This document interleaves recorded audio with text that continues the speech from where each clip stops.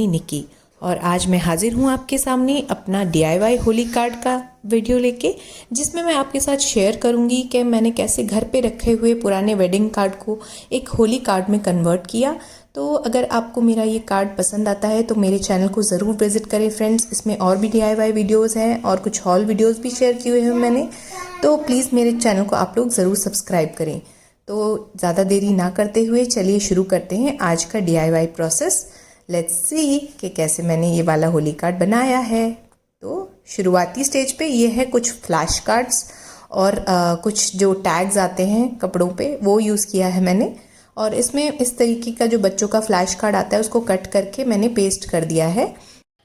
और सेंटर पे यहाँ पे मैं हैप्पी होली लिखने वाली हूँ। हैप्पी होली लिखने के लिए मैंने स्केच पेन्स की मदद ली है। डिफरेंट डिफरेंट कलर्स से मैं हैप्पी होली लिख रही हूँ, आप देख सकते हैं। ये कार्ड बनाते हुए आपको काफ़ी रिलैक्सिंग फील होगा क्योंकि इसमें मल्टी कलर्स का यूज़ हो रहा है। ये पेपर स्ट्रॉज यूज़ किए हैं मैंने एज अ बॉर्डर के हिसाब से। मैंने पेपर स्ट्रॉज को इस पर लगा दिया है गम की मदद से। और जो एक्स्ट्रा जो पेपर है उसको मैं कट कर दूंगी। तो लेट्स सी